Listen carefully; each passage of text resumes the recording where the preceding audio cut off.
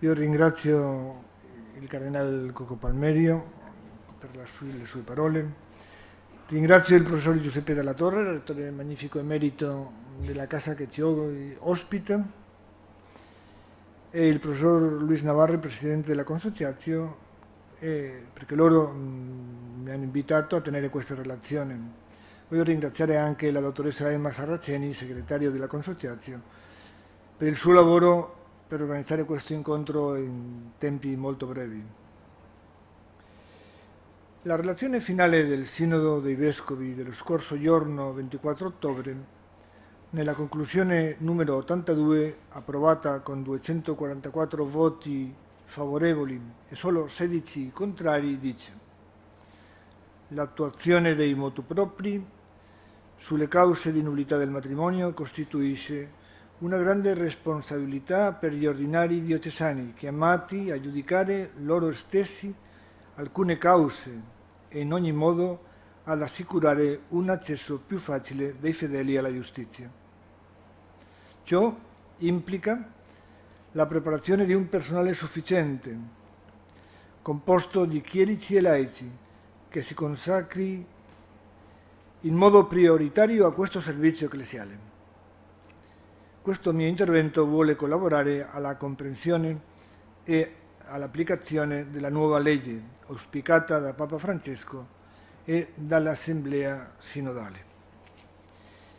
Mi limiterò a accennare ad alcune questioni sulla dinamica processuale di entrambi i motu propri circa i 3 processi di nullità del matrimonio previsti, quello ordinario, quello più breve davanti al vescovo diocesano e quello documentale. Il motu proprio Mitis Iudex per la Chiesa latina e il Mitis et Misericors per le Chiese orientali sono sostanzialmente identici riguardo allo svolgimento di ogni processo. Di conseguenza, per risparmiare tempo e spazio, parlerò 45 minuti, non mi riferirò alla nuova legge per le Chiese orientali. Invece, appare doveroso fare un riferimento alla natura normativa delle regole procedurali dei 2 motu propri, alla vigenza dell'istruzione Dignitas Connubii e, trovandoci in Italia, al diritto dei vescovi diocesani di riaccedere dai tribunali interdiocesani costituiti dal motu proprio qua cura di Pio XI. Ognuno dei 2 motu propri è composto da 21 canoni che, conservando la mera numerazione, sostituiscono gli altrettanti canoni dei 2 codici riguardanti le cause per la dichiarazione di nullità del matrimonio. Ad entrambi i motu propri, Papa Francesco ha legato delle regole procedurali, formate da altri 21 articoli. A mio parere, le regole procedurali costituiscono un unico documento, con i canoni del motu proprio e in pratica, sotto la veste formale di articoli, raddoppiano i canoni di ogni codice sulle cause per la dichiarazione di nullità del matrimonio. In effetti, dette regole hanno natura legislativa stricto sensu, sono cioè vere leggi in quanto prodotte e promulgate dal legislatore e innovatrici dei codici. Il fatto che le regole siano poste in seguito alla firma di Francesco è irrilevante, giacché il Papa le fa sue prima di apporre la firma. Francesco non riserva il termine motu proprio ai 21 nuovi canoni, perché anche le regole procedurali ne fanno parte. Dice: al presente documento vengono unite delle regole procedurali che ho ritenuto necessarie per la corretta e accurata applicazione della legge rinnovata. E il Papa, dopo la menzione alle regole procedurali, ma sempre prima della firma, continua ad includere nel motu proprio i nuovi canoni e gli articoli delle regole. Difatti il Pontificio Consiglio per i testi legislativi lo scorso giorno 13, qua i tempi c'è stata una corsa, diciamo veramente, di notizie. Allora, in una di queste risposte, del giorno 13 di questo mese, il Pontificio Consiglio ha affermato da una parte che le regole procedurali per la trattazione delle cause di nullità matrimoniale sono state promulgate dal motu proprio Mitis Iudex. E d'altra parte, sempre il Pontificio Consiglio, sulla natura delle regole procedurali asserisce che sono una norma universale. Il paragrafo terzo del canone 1691 del Mitis Judex sancisce: in tutte le altre cose che si riferiscono alla procedura si devono applicare, a meno che la natura della cosa si opponga, i canoni sui giudizi in generale e sul giudizio contenzioso ordinario, osservate le norme speciali per le cause sullo stato delle persone e per le cause riguardanti il bene pubblico. L'articolo 6 delle regole specifica detto disposto, dal momento che il codice di diritto canonico deve essere applicato sotto tutti gli aspetti, salve le norme speciali, anche ai processi matrimoniali, le presenti regole non intendono esporre minutamente l'insieme di tutto il processo, ma soprattutto chiarire le principali innovazioni legislative e, ove occorra, integrarle. Il silenzio del Mitis Judex sulla persistenza in vigore della dignitas connubii consente diverse interpretazioni. Da una parte si potrebbe ritenere che Papa Francesco abbia adoperato nei confronti della dignitas connubii espressioni poco qualificanti, che potrebbero giustificare l'impostazione secondo cui il Mitis Judex, col suo silenzio, abbia di fatto abrogato la dignitas connubii. Difatti Papa Francesco dichiarò nel discorso al congresso sulla dignitas promosso dalla Università Gregoriana lo scorso 24 gennaio: la dignitas connubii non è destinata agli specialisti del diritto, ma agli operatori dei tribunali locali. E infatti un modesto ma utile vademecum. D'altra parte, invece, dobbiamo riconoscere che se i destinatari della dignitas connubii sono i ministri dei tribunali, lo sono in primis i giudici, fra i quali deve essere incluso il vescovo diocesano, come ha insistito il Papa nella nuova legge. Riguardo alla finalità della dignitas connubii, Francesco diceva che è in ordine ad uno svolgimento del processo che sia sicuro e celere insieme. Questa indicazione della finalità e del servizio che la dignitas connubii è chiamata a prestare alle cause di nullità del matrimonio è confacente quindi agli obiettivi proposti dal Sinodo del 2014 e accolti dal Mitis Judex. Tuttavia, poiché, come abbiamo visto indicato nell'articolo 6 delle regole procedurali, le nuove norme non intendono esporre minutamente l'insieme di tutto il processo, diventa necessario il costante riferimento al codice e di conseguenza alla dignitas connubii che lo applica precisamente alle cause di nullità del matrimonio. I richiami al codice e alla dignitas, logicamente, devono essere subordinati ai disposti della nuova legge. Si tratta di evitare che venga a prodursi una situazione analoga, ma di ambito universale, a quella originata dalle norme per gli Stati Uniti d'America del 1970.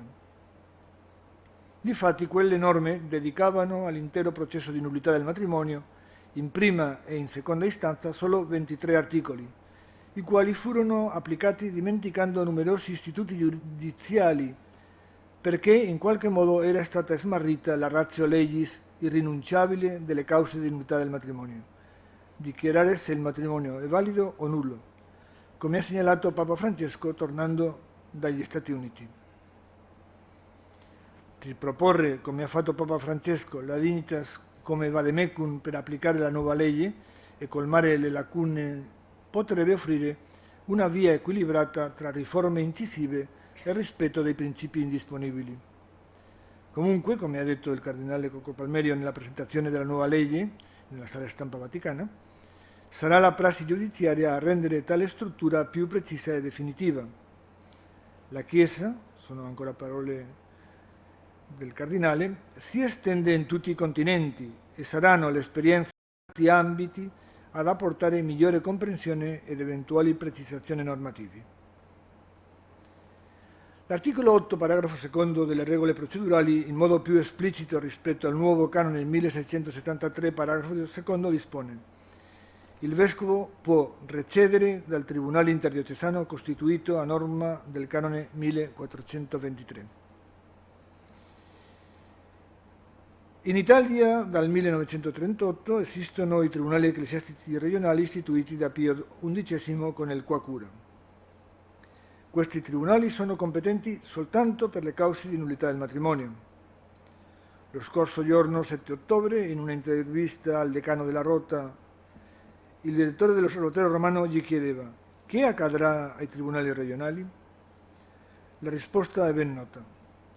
Da una parte riconosce la riserva di giurisdizione operata dal motu proprio qua cura nei confronti dei vescovi italiani sulle cause di nullità del matrimonio.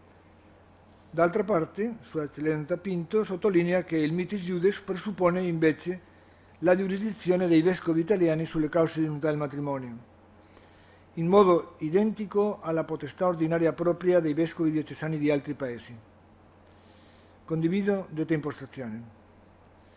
A mio parere, dopo il mitis iudex, il qua cura rimane valido per il processo ordinario e il processo documentale solo nella misura in cui un vescovo diocesano non decida liberamente, benché con le dovute notifiche agli altri vescovi membri del rispettivo tribunale regionale e alla segnatura apostolica, di dissociarsi dal proprio tribunale ecclesiastico regionale e di affidare al suo tribunale diocesano detta competenza ex mitis iudex. Infatti, la possibilità della dissociazione scaturisce da diverse fonti legislativi, in primis dalla formula di promulgazione dei motu propri. Ciò che è stato da me stabilito con questo motu proprio ordino che sia valido ed efficace, nonostante qualsiasi disposizione in contrario, anche se meritevole di specialissima menzione. Secondo me, evidentemente posso sbagliare completamente, le ultime parole citate farebbero rientrare i motu propri fra quella espressa disposizione della legge universale che, a norma del canone 20, ha la capacità di derogare al diritto particolare o speciale, senza che sia necessario elencare ogni norma modificata, malgrado la diversa risposta particolare del Pontificio Consiglio del 13 scorso. Negare il libero diritto dei vescovi diocesani italiani di recedere dai tribunali ecclesiastici regionali, diritto previsto dal mitis iudex e dalle regole procedurali, meramente notificando il recesso alla segnatura apostolica e ai vescovi del rispettivo tribunale regionale e designando il tribunale di appello ad normam juris, quindi talvolta con il necessario consenso della segnatura, implicherebbe quella negazione che i vescovi diocesani italiani continuino ad essere, scusate l'espressione, espropriati, sin dal qua cura della potestà giudiziale sulle cause di nullità del matrimonio, potestà che dovrebbero sollecitare alla Santa Sede, tramite la segnatura, per poter nominare il proprio tribunale diocesano competente su dette cause. Questa situazione sarebbe ecclesiologicamente poco sostenibile dopo il Vaticano II, che portò alla promulgazione delle norme del 28 dicembre del 1970, in cui l'elezione dei tribunali interdiocesani era affidata sia alla segnatura apostolica che alla libera iniziativa dei medesimi vescovi diocesani con la mera approvazione del dicastero romano. Il mantenimento di detta riserva di giurisdizione e la costituzione dei tribunali interdiocesani di prima istanza da parte della segnatura con la potestà pontificia anziché con quella ordinaria propria dei vescovi diocesani, implicherebbe, fra l'altro, che Papa Francesco non abbia dato ai vescovi italiani ciò che ha dato a tutti gli altri vescovi diocesani della Chiesa universale. Detta espropriazione, qualora fosse vigente, dovrebbe, a mio modesto parere, essere considerata abrogata dal mitis iudex per le ragioni esposte. Alla medesima conclusione porta l'insistente richiamo di Papa Francesco alla decentralizzazione in favore della potestà dei vescovi diocesani di diverse competenze centralizzate dal Romano Pontefice, ad esempio nel discorso in occasione del 50° anniversario del Sinodo dei Vescovi lo scorso giorno 17. In realtà, dalla promulgazione del Codice dell'83, in cui è sancita la libertà di più vescovi diocesani di erigere tribunali interdiocesani, il fondamento della giurisdizione dei tribunali italiani non sarebbe il qua cura, bensì la volontà dei vescovi diocesani che continuano liberamente ad aderirvi e potranno farlo anche dopo l'entrata in vigore del mitis iudex, poiché la preferenza per i tribunali diocesani non vieta la conservazione degli interdiocesani già esistenti, ma probabilmente sì la costituzione di tribunali nuovi. Se non ci fosse detta dissociazione, il vicario giudiziale del Tribunale Ecclesiastico Regionale potrebbe affidare al competente vescovo diocesano il nuovo processus brevior. Difatti, il vescovo giudiziale di un tribunale interdiocesano, qualora tale tribunale sia competente per tutte le cause, è nel contempo vicario giudiziale di ogni singola diocesi. Di conseguenza, in detta fattispecie, il vescovo diocesano non può nominare un secondo vicario giudiziale della propria diocesi. Invece, come avviene in Italia, una diocesi non soltanto può, ma deve avere 2 vicari giudiziali quando il tribunale interdiocesano è competente solo per alcune cause. Per le altre materie, ogni vescovo diocesano è obbligato, ex canone 1420, ad erigere un tribunale diocesano con il rispettivo vicario giudiziale. Comunque, il vicario giudiziale del tribunale interdiocesano può essere nominato anche vicario giudiziale del tribunale diocesano della diocesi cui appartiene. Così capita per esempio a Milano. Tuttavia, che la riserva del 1938 sia vigente nel sistema stabilito dal Codice dell'83 è affermato da qualificata dottrina e dal Pontificio Consiglio per i testi legislativi. Considerata l'importanza della questione, non solo per l'Italia, potrebbe essere opportuno un chiarimento del legislatore stricto sensu. Invero, il diritto del vescovo diocesano di esercitare personalmente la potestà giudiziale nelle cause di nulità del matrimonio è confermato dal nuovo canone 1673, che precisa il generico diritto sancito dal canone 1419. L'esercizio personale e monocratico della potestà giudiziale da parte del vescovo diocesano in prima istanza è necessario nel processus brevior e esplicitamente facoltativo nel processo documentale. Vale a dire, nel processo documentale il giudice monocratico può essere sia il vescovo diocesano, sia il vicario giudiziale, sia un giudice chierico.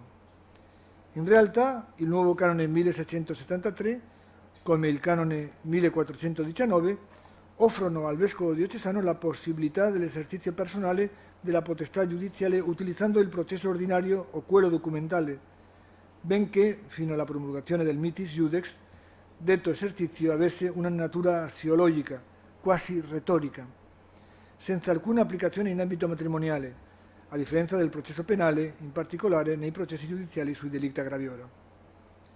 La possibilità dell'intervento monocratico del vescovo diocesano nel processo ordinario e documentale è più palese a norma del Mitis Iudex che non in base al mero disposto del canone 1419. Nella conferenza stampa durante il volo di ritorno da Filadelfia a Roma, lo scorso 27 settembre, ad una domanda sui motu propri, Papa Francesco ha affermato: nella riforma dei processi ho chiuso la porta alla via amministrativa, che era la via attraverso la quale poteva entrare il divorzio. Sempre ci sarà la via giudiziale. La maggioranza dei padri sinodali al sinodo dell'anno scorso hanno chiesto questo, lo snellimento dei processi di nullità matrimoniale. Questo motu proprio facilita i processi nei tempi, ma non è un divorzio, perché il matrimonio è indissolubile quando è sacramento, e questo la Chiesa non lo può cambiare. È dottrina, è un sacramento indissolubile. Il procedimento legale è per provare che quello che sembrava sacramento non era stato un sacramento. Il rapporto fra la tutela dell'indissolubilità del matrimonio e l'utilizzo della procedura giudiziale, anziché quella amministrativa, è sostenuto dal proemium dei motu propri. Questa necessità di tutelare in massimo grado la verità del sacro vincolo implica che il relativo provvedimento può avere natura meramente dichiarativa. Ora, fra i presupposti richiesti affinché sia possibile sostenere che una procedura sia veramente giudiziale e dichiarativa, sicuramente ci sono questi tre: l'imparzialità del giudice, l'uguaglianza processuale fra le parti in causa e la certezza morale del giudice da conseguire tramite la libera valutazione delle prove. L'imparzialità del giudice richiede che egli non abbia interesse ad accontentare o a dispiacere uno o entrambi i coniugi o il difensore del vincolo, sebbene quest'ultimo rischio sembri piuttosto improbabile. Il giudice deve essere veramente convinto che la sua decisione aiuterà la salus animarum dei coniugi nella misura in cui rifletterà la verità. È un principio che trova manifestazione in diversi passi neotestamentari.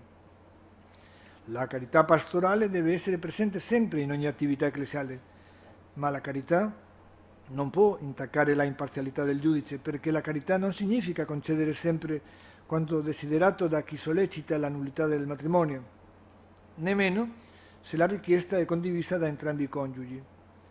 La carità presuppone la verità, secondo le parole di Gesù trasmesse da Giovanni: non giudicate secondo le apparenze, ma giudicate con giusto giudizio.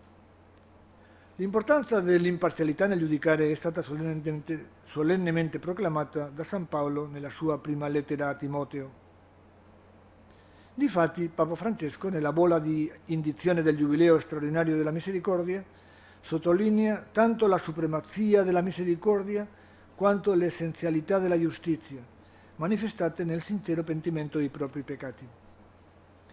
Il mitis iudex non regola, senza intaccare però la loro vigenza, alcune delle classiche manifestazioni di tutela dell'imparzialità giudiziale, come l'obbligo dell'astensione o la possibilità della ricusazione del giudice e degli altri ministri del tribunale, fra i quali devono essere inclusi l'istruttore e l'assessore del nuovo processus brevior. Le regole procedurali del mitis iudex dedicano ampio spazio alla personale sollecitudine pastorale del vescovo diocesano e dei parroci verso i fedeli in difficoltà matrimoniale. Un tale intervento del vescovo diocesano in questa fase pastorale pregiudiziale intaccherebbe a priori la possibilità del processus brevior davanti al vescovo diocesano, che infatti potrebbe essere ricusato qualora non si astenesse da giudicare? Ci troviamo nel nocciolo della tipicità per diritto divino dell'unitarietà della potestà ecclesiale dei titolari degli uffici capitali. Inoltre, il mitis iudex è incentrato sull'esercizio immediato della potestà giudiziale del vescovo diocesano, personalmente o attraverso il tribunale vicario, meglio se è solo diocesano. Ne potrebbe derivare che il divieto codiciale di giudicare irrogato al vescovo diocesano ricusato appartenga alle norme abrogate dal mitis iudex, che affida esplicitamente al vescovo sia l'intervento pastorale pregiudiziale sia la possibilità di giudicare la causa col processus brevior. Forse l'obbligo di astenersi e il diritto a interporre la ricusazione potrebbero esistere dinanzi a circostanze particolarmente oggettive e non legate all'operato pastorale del vescovo, quale potrebbe darsi se uno dei coniugi fosse suo parente. Diversa è invece la posizione di tutte le altre persone che sono intervenute nell'indagine pastorale pregiudiziale. In seguito non possono decidere validamente la stessa causa in una istanza successiva o ricoprirvi l'incarico di assessore o di difensore del vincolo. L'appartenenza dell'uguaglianza fra le parti in causa alle esigenze del giusto processo non ha bisogno di dimostrazione in questa sede.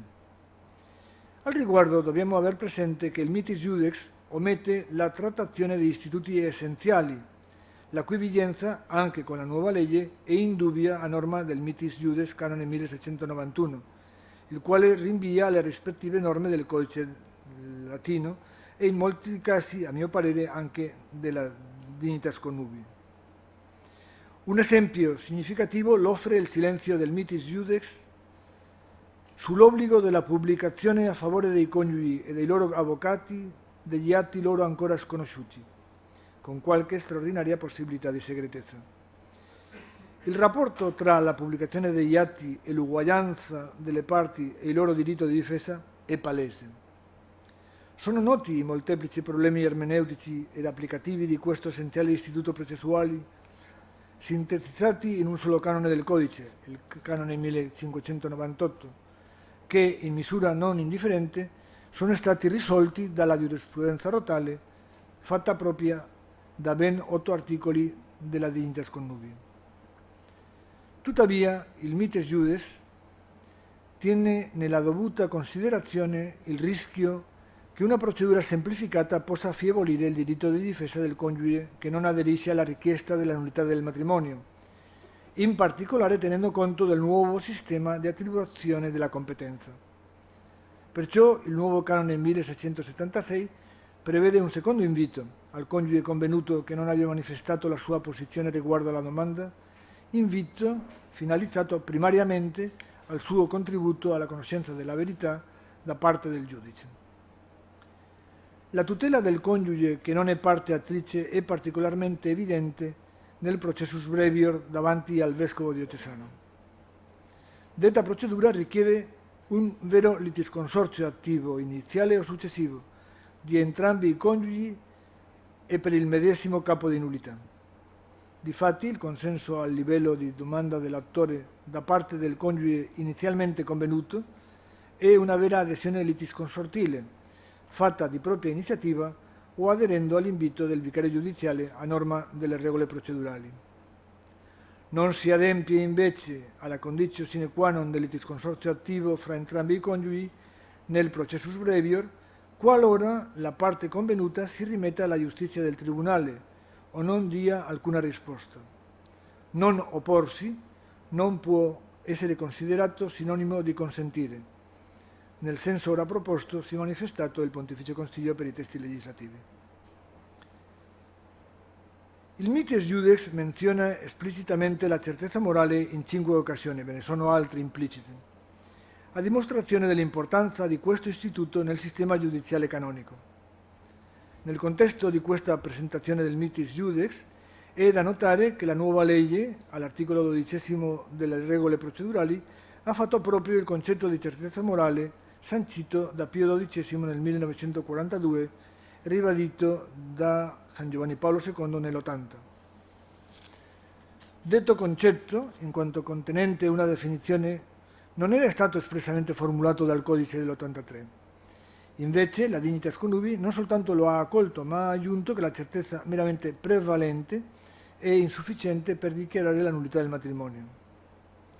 È noto tanto che la certezza morale era stata sostituita da quella prevalente al numero 21 della procedura per le cause di nullità del matrimonio del 1960 per gli Stati Uniti, quanto che questo affievolimento era stato criticato da Giovanni Paolo II nell'80. Ciononostante, la prima norma che ha vietato l'uso della certezza prevalente è stata la Dignitas. Tale interdizione è stata ora testualmente accolta, sia in latino che in italiano, dall'articolo 12 delle regole procedurali. Invece, l'autentica certezza morale è talmente certa, senza scrupoli né formalismi, che ha portato Papa Francesco a considerare che la prima dichiarazione di nullità del matrimonio è sufficiente per renderla eseguibile, purché non sia stata appellata. Ne deriva che il vescovo diocesano non può dichiarare la nullità del matrimonio con il processus brevior se ha raggiunto soltanto una convinzione di natura probabilistica, nemmeno se si tratta della cosiddetta certezza prevalente. Senza la certezza morale il vescovo deve rimettere la causa al processo ordinario.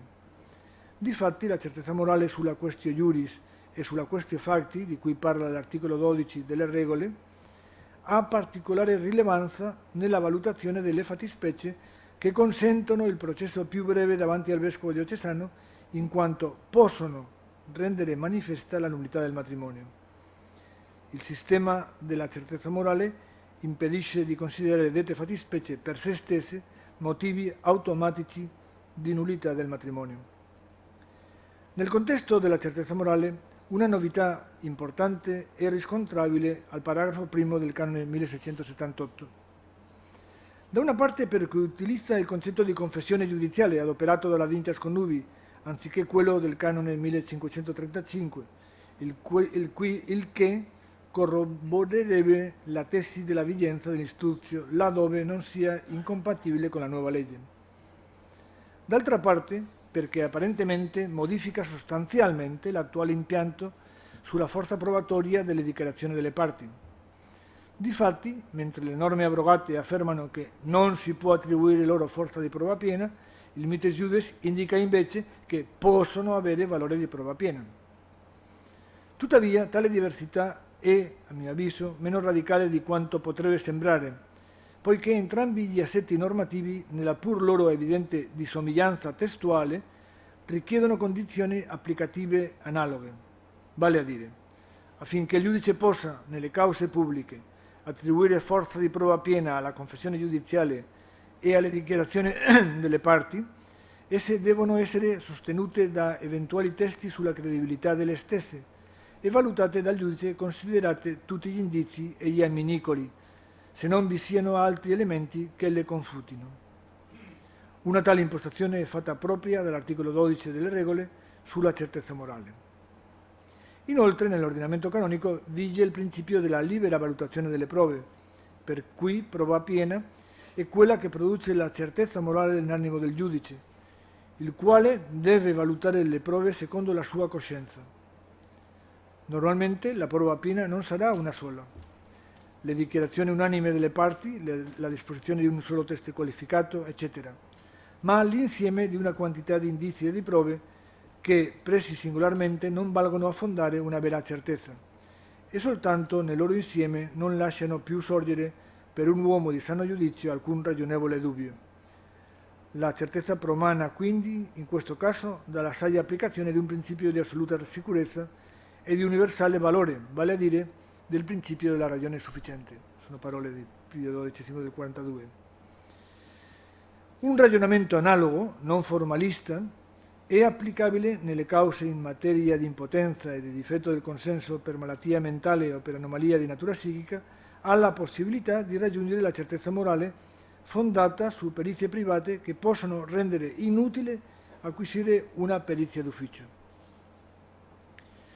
Sin dall'iniziale riflessione di preparazione del Sinodo del 2014, l'ho ricordato il Cardinale un momento fa, a proposito dell'individuazione di istituti per snellire il processo di nullità del matrimonio, è stata una significativa convergenza, benché non fosse unanime, sull'opportunità di abrogare l'obbligo della doppia sentenza conforme. L'Instrumentum Laboris del 23 giugno del 2015 prevedeva lo studio di detta abrogazione da parte del Sinodo che ha appena finito. Poi Papa Francesco ha ritenuto opportuno promulgare i due motu proprio sui nuovi processi di nullità del matrimonio un mese prima del Sinodo. Il proemium dei motu propri indica come primo criterio fondamentale della riforma anzitutto quello dell'abrogazione dell'obbligo della doppia sentenza conforme. I nuovi canoni dei motu propri precisano tale criterio. La sentenza che per la prima volta ha dichiarato la nullità del matrimonio, decorsi i termini stabiliti per l'appello, diventa esecutiva. L'argomento, oltre ad essere importante e ricco di questioni intricate, è ricco in questioni intricate. Mi limito a denunciarne alcune, soffermandomi brevemente su qualche altra. Il diritto al doppio grado di giurisdizione relativamente alle decisioni riguardanti il merito della causa è collegato con il naturale diritto di difesa. L'appello non è un dovere, ma un diritto, che appartiene a chi, attore o convenuto, non ha ottenuto quanto richiesto in prima istanza. La parte soccombente, in prime cure, non è comunque obbligata ad appellare. La sentenza a lei contraria, soprattutto quando la motivazione è convincente, e in ogni caso non desidera portare avanti un secondo grado di processo. Non presentare l'appello nel termine previsto dalla legge equivale a rinunciarvi, impedendo quindi la sua ammissibilità e facendo sì che la sentenza di prima istanza produca i propri effetti giuridici e si possa eseguire. Il termine per appellare è pertanto perentorio, anche se nelle cause di nullità del matrimonio, dal 1741 all'8 dicembre di quest'anno, tale termine non operava abitualmente con siffatta efficacia, essendo possibile di fatto l'appello tardivo, malgrado ciò non fosse riconosciuto dal Codice dell'83 né dalla Dignitas, a differenza della precedente normativa. D'altra parte, il desiderio che la sentenza si conformi alla verità comportò nel sistema decretalista la possibilità di appellare 2 volte, fino a verificarsi dell'eventualità di una terza sentenza conforme. Il diritto al doppio appello garantiva di per sé la doppia conforme della terza sentenza con almeno una delle 2 precedenti. Tuttavia, fermo restando il disposto della Decretale Lator di Alessandro III, secondo la quale la sentenza pronunciata contro il matrimonio non passa mai in giudicato, quindi deve essere revocata senza alcun termine purché consti il suo errore, le decretali proibivano un terzo appello e prescrivevano il divieto dell'impugnazione delle sentenze di terza istanza. Benché possa sembrare sorprendente, i nuovi motu propri, nell'abrogare l'obbligo della doppia sentenza conforme introdotto nel 1741 da Benedetto XIV, hanno ristabilito in buona misura il sistema decretalista. L'esecutività della prima sentenza per nullità dei matrimoni non appellata e il diritto di appellare dinanzi a un tribunale di terzo grado la sentenza di seconda istanza che non sia conforme a quella di primo grado. Il mitis iudex pone diversi problemi ermeneutici, ma riguardo all'abrogazione dell'obbligo della doppia sentenza conforme non sembra che si possa parlare di un cambiamento fondato, adoperando concetti di Benedetto XVI diventati famosi, su una interpretazione chiamata ermeneutica della discontinuità e della rottura. Lo è invece su quell'altra ermeneutica della riforma, del rinnovamento nella continuità dell'unico soggetto Chiesa che il Signore ci ha donato. È un soggetto che cresce nel tempo e si sviluppa, rimanendo però sempre lo stesso, unico soggetto del popolo di Dio in cammino. Infatti, il canone 1641 del Codice, che si occupa in via generale della cosa giudicata, oltre a ratificare il disposto della citata decretale Lator, non vieta l'appello contro la sentenza di seconda istanza qualora sia difforme da quella di primo grado. Vale a dire, il canone 1641 non stabilisce il principio dell'essenziale inappellabilità della sentenza di appello, come invece ha fatto il motu proprio Sacramentorum Sanctitatis Tutela nel 2001 e hanno confermato le norme sui delitti riservati alla Congregazione della Dottrina della Fede del 2010. Comunque, il canone 1641, legando il giudicato alla doppia sentenza conforme e prevedendo le diverse specie di inammissibilità o di rinunzia dell'appello, ha unificato sia la possibile origine del giudicato formale e materiale, sia il risultato prodotto da entrambi i giudicati, ex canone 1642. L'esecutività della sentenza, un'azione di giudicato e un'eccezione di cosa giudicata. Di conseguenza, l'unico effetto del principio nunquam transeum in re giudicatam causa de statu personarum, della Lator e del canone 1643, è che il giudicato sullo stato delle persone può essere impugnato con il novum examen più facilmente che il giudicato in tutte le altre cause con la restituzione integrum. Tuttavia, il nuovo canone 1681 indica: se è stata emanata una sentenza esecutiva, si può ricorrere in qualunque momento al tribunale di terzo grado per la nuova proposizione della causa a norma del canone 1644. In realtà il canone 1644 prevede che per proporre il novum examen si debba adire il tribunale di appello, ossia di grado superiore a quello che pronunciò la decisione esecutiva, non a quello di terza istanza.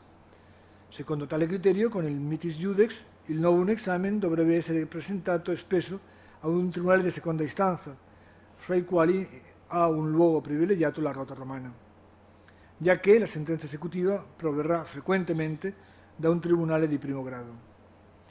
Tuttavia, sembrerebbe che il canone 1681 del mitis iudex voglia riservare la trattazione della nuova causa propositio a un tribunale di terza istanza, come minimo, in quanto più qualificato a proteggere, ove necessario, la stabilità della sentenza esecutiva. La riserva ad un tribunale di terzo grado del nuovo examen contro la sentenza esecutiva di prima istanza nelle cause sullo stato delle persone potrebbe rendere, paradossalmente, l'impugnazione di detto giudicato più difficile che la restituzione integrum contro il giudicato nelle altre cause. Come abbiamo ricordato, il nuovo canone 1679 sancisce che la sentenza che per la prima volta ha dichiarato la nullità del matrimonio è indifferente in quale istanza, diventa esecutiva non appena decorsi i termini stabiliti per l'appello e per la sua prosecuzione. Il diritto di appello spetta alla parte che non ottiene dalla sentenza quanto era stato da lei chiesto e recepito nel decreto di concordanza del dubbio. L'oggetto dell'appello è quindi la richiesta al giudice superiore di modificare la sentenza di grado inferiore, che comporta la soccombenza dell'appellante riguardo a quanto era stato stabilito nel dubbio concordato. L'appellante può appellarsi contro l'intera soccombenza prodotta dalla sentenza o contro una parte soltanto della medesima. Basta l'oggettività del gravame ricevuto, che potrebbe essere giustissimo, affinché vi sia la legittima causa per appellare. Tuttavia, vi è una differenza non trascurabile, e lo è ancora meno nel sistema dei nuovi motu propri, fra la proposizione dell'appello e la sua prosecuzione. Difatti, in forza del canone 1884 del codice del 17, per la prosecuzione dell'appello dinanzi al tribunale ad quod bastava che la parte soccombente sollecitasse la modifica della sentenza allegando, oltre detta sentenza, copia libelli appellatori quen giudici inferiori exibuerat. Invece il canone 1634 del codice dell'83 ha conservato la norma del 1917, tranne la parte finale, in cui il libellus appellatorius quen giudici inferiori exibuerat è sostituito da indicatis appellationis rationibus. La dottrina, che non si è occupata appena della questione, il motu proprio apre tantissimi argomenti di studio di cose che in qualche modo ci eravamo dimenticati. Allora, la dottrina, che non si era occupata appena della questione, interpreta questa modifica come l'introduzione di una certa analogia fra l'atto di prosecuzione dell'appello e il livello di domanda in prima istanza, per quanto riguarda la necessità di un minimo fumus boni iuris di entrambe le richieste, non bastando quindi, come invece avveniva nel sistema del codice del 17, la mera constatazione del gravame o della soccombenza, dimostrata dalla copia del livello di appello. La necessità sancita dal codice dell'83 per la legittima prosecuzione dell'appello di indicare i motivi di tale impugnazione, ossia la richiesta di un fumus boni iuris, in aggiunta alla semplice soccombenza, potrebbe introdurre qualche complicazione ermeneutica al mitis iudex, alla quale solo accennerò. Mi riferisco alla differenza fra l'inammissibilità dell'appello e la sua infondatezza. Quando l'appello, o meglio la sua prosecuzione, viene dichiarato inammissibile, il giudice ad quem non si pronuncia sul merito della controversia, perché viene riscontrato un difetto dei presupposti processuali, ad esempio l'incompetenza ex prevenzione, la non tempestività dell'appello, eccetera. Si tratta di una pronuncia di rito che attiene al corretto svolgimento della procedura. Una volta superato il vaglio dell'inammissibilità, il giudice è chiamato, nella sentenza di seconda istanza, a valutare la fondatezza o meno delle censure contenute nell'atto di appello. Pertanto, la decisione che dichiara inammissibile l'appello è una pronuncia di rito, perché il giudice non ha ancora valutato la fondatezza nel merito della domanda. Il nuovo canone 1780 sul processo ordinario presuppone l'adempimento delle condizioni di ammissibilità della prosecuzione dell'appello. Detto decreto consente al Tribunale di secondo grado di adempiere alla citazione delle parti, pubbliche e private, al decreto di concordanza del dubbio, alla possibilità data alle parti di proporre un supplemento istruttorio e di presentare le proprie osservazioni, eccetera. Vale a dire, il Tribunale di appello, qualora abbia la certezza morale della nullità del matrimonio, piuttosto che dichiarare che l'appello risulta manifestamente dilatorio, come prevede il nuovo canone 1680, quasi che si trattasse della dichiarazione di inammissibilità della prosecuzione dell'appello per mancanza di fumus boni iuris, dovrebbe emettere un decreto motivato sul merito con cui conferma la prima sentenza per nullità matrimoni, anche nel caso in cui essa non sia stata emessa in primo grado. La questione sull'infondatezza o l'inammissibilità dell'appello si ripropone nel canone 1687 riguardante il processus brevior davanti al vescovo diocesano. Se l'appello evidentemente appare meramente dilatorio, il metropolita o il vescovo di cui al paragrafo terzo o il decano della Rota Romana lo rigetti a limine con un suo decreto.